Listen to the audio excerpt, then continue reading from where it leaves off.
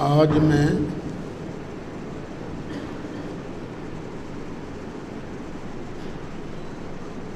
آپ حضرات سے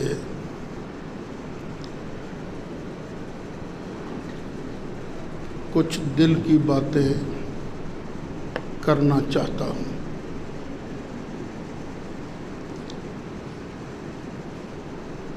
یہ جو منبر رسول ہے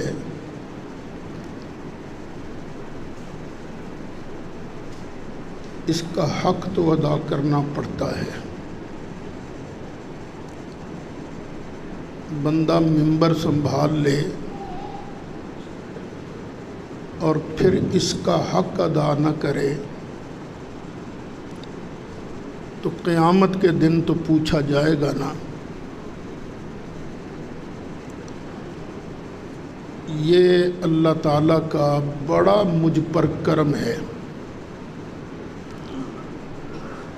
کہ میرے دل میں کسی کے لیے نفرت نہیں ہوتی، کسی کی ذات کے لیے۔ ہاں، جس کا کفر پر مرنا یقینی ہو، ابو جہل ہے، ابو لہب ہے، ان کے ساتھ تو نفرت فطرتی بات ہے، مسلمان ہیں ہم۔ نظریات سے میں ضرور نفرت کرتا ہوں، وہ نظریات جو قرآن و سنت کے خلاف۔ پھر میں کوشش کرتا ہوں کہ ہر کسی کو سیدھا راستہ دکھاؤں۔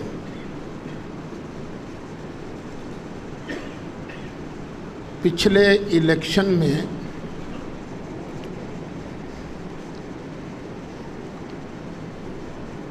لوگوں نے الیکشن لڑنا شروع کیا، میں نے بھی 2 حلقوں میں کاغذات جمع کرائے تھے۔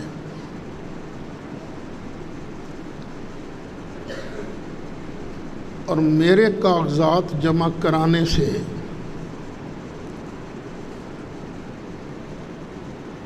موجودہ وفاقی وزیر داخلہ رانا ثناء اللہ صاحب پر بڑا اثر پڑا، کیونکہ لوگوں نے ان کو کہہ دیا تھا کہ رانا صاحب اگر استاد میدان میں آ گئے تو پھر ہمارے لیے مجبوری ہے، ہم آپ کا ساتھ نہیں دے سکتے۔ جمعہ کا دن تھا، میں بیٹھا ہوا تھا تقریر کرنے کے لیے کہ کامران صاحب دوڑتے ہوئے آئے تیزی سے اور مجھے کہنے لگے جی وہ رانا ثناء اللہ صاحب آپ کو ملنا چاہتے ہیں، ٹائم دے دوں؟ میں نے کہا ہاں دے دو ٹائم۔ تو مغرب کے بعد کا ٹائم طے ہوا، رانا صاحب آ گیا، میں نے اس کمرے کے اندر ان کو ریسیو کیا۔ آتے ہی میں نے ان سے کہا کہ رانا صاحب غلطیاں بندوں سے ہی ہوتی ہیں اور اللہ نے ان غلطیوں کا علاج بھی بتایا ہے۔ آپ سے بھی غلطی ہوئی ہے کہ آپ نے مرزا قادیانی کے ماننے والوں کو مسلمان کہا ہے۔ مرزا قادیانی تو مسلمان نہیں ہے، آپ اسے مسلمان کہہ رہے ہو، یہ غلطی تو ہوئی ہے آپ سے۔ اب دیکھیں اگر میں یہ ڈنڈا پکڑ کے اسے سمجھاتا تو کیا وہ سمجھتا؟ لیکن پیار سے سمجھانے کا اثر ہوتا ہے۔ تو میں نے کہا رانا صاحب آپ توبہ کر لو، ابھی کوئی بات نہیں ہوئی، کوئی بات نہیں دوسری ہوئی۔ کہنے لگے جی مجھے توبہ کرائیں۔ میں نے ان کو کلمہ پڑھوایا، اور اقرار کرایا کہ مرزا غلام محمد قادیانی کافر ہے، مسلمان نہیں، اور میں ختم نبوت کے تحفظ کے لیے اور ناموس رسالت کے تحفظ کے لیے مولانا سعید اسد صاحب کی قیادت میں کام کرنا اپنے لیے فخر محسوس کرتا ہوں۔ یہ اس نے اقرار کیا۔ بعد میں ہم نے ایک بیان حلفی، وہ جو 50 روپے کا تھا کہ 100 روپے کا، 50 روپے کا وہ جو ہوتا ہے نا بیان حلفی اسٹامپ پیپر، اس پر باقاعدہ ان سے دستخط لیے۔ اس تحریر پر رانا صاحب کے بھی سائن تھے، حاجی اکرم انصاری صاحب کے سائن تھے، رانا افضل صاحب کے سائن تھے، وہ جو فوت ہو گئے ہیں۔ یہ جو ایم پی اے ہیں کیا نام ان کا، اجمل آصف، کیا آصف اجمل، میاں اجمل آصف، یہ ہمارے پڑوسی ہیں شیخ کالونی والے، کبھی مسجد میں تو نہیں آئے نماز پڑھنے کے لیے، ویسے آ جاتے ہیں ملنے کے لیے۔ ان کے بھی سائن تھے، وہ منع خان، اس کے بھی سائن تھے۔ اب چاہیے تو یہ تھا کہ مجھے دعا دی جاتی۔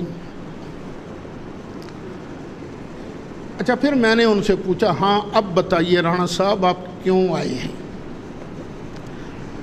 کہنے لگے مولانا اگر آپ الیکشن لڑتے ہو تو ہمیں خراب کرتے ہو، اور اتنا خراب کرتے ہو کہ ہم الیکشن ہار جاتے ہیں۔ تو میں نے فٹ کہا تو نہ ہارو الیکشن، 2 سیٹوں پر میں نے کاغذات جمع کرائے ہیں نا، ایک پر آپ لڑ لو، ایک پر میں لڑ لیتا ہوں۔ انہوں نے کہا ہاں یہ سوچا جا سکتا ہے۔ اب یہ بات پائپ لائن میں آ گئی، فوری طور پر اس طرح سیٹیں نہیں دی جاتی ہیں ایک دوسرے کو، ہر کوئی پہلے اپنا زور دکھاتا ہے، زور لگاتا ہے، پھر جب دوسروں کو پتہ چلتا ہے نا کہ یار یہ تو کھڑا رہا تو بیڑا غرق کر دے گا، تو پھر ہوتا ہے وہ انڈرسٹینڈنگ، ایڈجسٹمنٹ پھر ہوتی ہے۔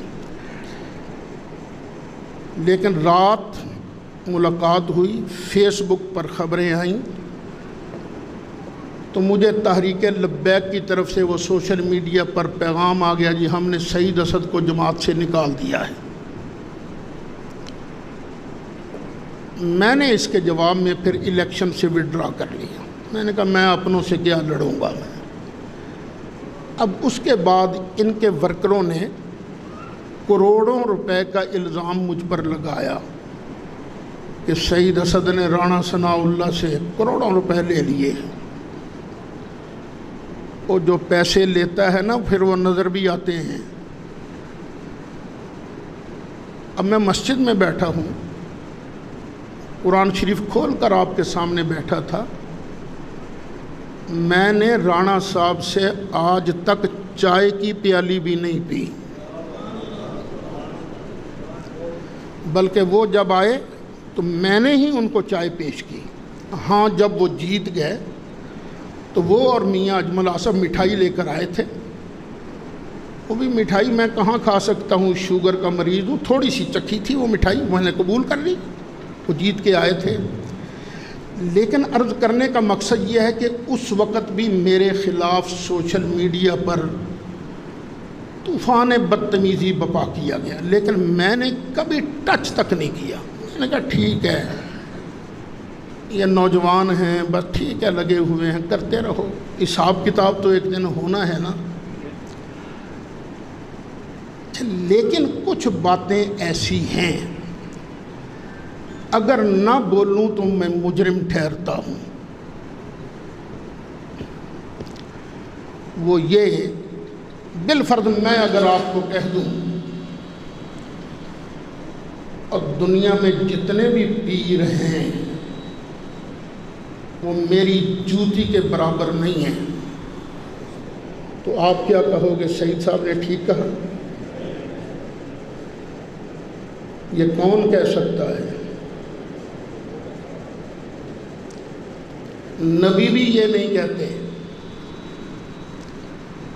لیکن ان کی ایک خطیب نے یہ کہا، مجھے رات ہی اس کا کلپ سنایا گیا کہ بابا جی خادم حسین کے تحریک لبیک کے جو کارکن ہیں، پوری دنیا کے پیر مل کر کارکن کی جوتی کے برابر نہیں ہو سکتے۔ بھئی میں آپ کا خیر خواہ ہوں، میں کہتا ہوں توبہ کرو اس سے، یہ تم نے بہت بڑا دعویٰ کیا ہے۔ کیا خیال ہے تمہارے اپنے پیر، وہ تو تمہاری تحریک لبیک کے ممبر نہیں ہیں، کارکن نہیں ہیں وہ، تو ان کے بارے کیا خیال ہے؟ تمہارے کارکنوں کی جوتی تمہارے پیروں سے بھی زیادہ بڑی ہے؟ نہیں بیٹے، ایسی باتیں نہیں کرتے۔ پھر تشدد یہاں تک بڑھ گیا ہے کہ جو ہمیں نہیں مانتا وہ حرامی ہے۔ تو کیا یار کوئی ایسی جماعت ہے کہ جس کے مخالفوں کو ہم حرامی کہہ سکیں؟ وہ جو کافر ہیں نا، نبی پاک علیہ الصلاۃ والسلام کے دشمن، ان کو بھی دشمنی کی وجہ سے حرامی نہیں کہا گیا۔ صرف ایک آدمی تھا جو واقعی حرامی تھا، ولید بن مغیرہ، اس کو قرآن نے کہا تھا عُتُلٍ بَعْدَ ذَلِكَ زَنِيمٍ۔ قرآن گالیاں نہیں دیتا، قرآن سچ بتاتا ہے، لیکن اس کی آڑ میں جو ہمارے ساتھ نہیں ہے وہ حرامی ہے۔ اور یہ ایک سیاسی جماعت بھی یہی نعرے لگا رہی ہیں۔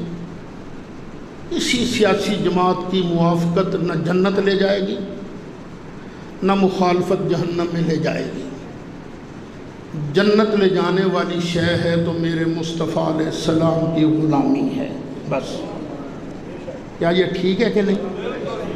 اچھا، اتنا تشدد بڑھ گیا ہے کہ شیخو پورہ کے علاقہ میں ایک جگہ ہے باغومان، وہاں ایک قادیانی خاندان مسلمان ہوا۔ انہی کی جماعت کے ایک آدمی نے کہا توبہ توبہ، وہ قادیانیوں کو مسلمان کر کے تو تم نے کفر کیا ہے۔ اب یہ بتائیے یہ کیا مسئلہ ہے بھائی؟ خیر بعد میں انہوں نے توبہ کر لی اس بات سے، اچھا ہوا توبہ کر لی، لیکن میں سوچ کی بات بتا رہا ہوں کہ سوچ کہاں تک غلط ہو گئی ہے۔ میرے نزدیک کسی بھی مسجد کا خادم جو جھاڑو دیتا ہے، ہو صحیح العقیدہ، جو کسی مسجد، وہ بھی نبی پاک کی فوج کا سپاہی ہے۔ جو اذان دیتا ہے وہ بھی نبی پاک علیہ السلام کی فوج کا سپاہی ہے، اور جو اذان کی آواز سن کر نماز پڑھنے مسجد میں آتا ہے یا گھر میں ہی کھڑے ہو کر نماز ادا کرتا ہے، وہ بھی میرے مصطفیٰ کریم علیہ السلام کا سپاہی ہے، بشرطے کہ صحیح العقیدہ ہو، قرآن کو صحابہ کو گالیاں نہ دیتا ہو، مسلمان ہو، صحیح العقیدہ ہو، نبی پاک کا صحابہ کا آل کا گستاخ نہ ہو، تو یہ سارے دین کے خادم ہیں۔ یہ بالکل غلط سوچ ہے کہ صرف ہم ہی سچے ہیں، جو ہماری تحریک کا کارکن نہیں ہے وہ جہنمی ہے، وہ فلاں ہے فلاں ہے۔ اللہ تعالیٰ توبہ کی توفیق نصیب فرمائے۔ اور میرا اللہ جانتا ہے یہ بات صرف میں ان کی اصلاح کے لیے کر رہا ہوں۔ اگر وہ اس بات پر ڈٹے رہے تو ان کو پھر بہت بڑا نقصان ہوگا، دنیا میں بھی اور آخرت میں بھی۔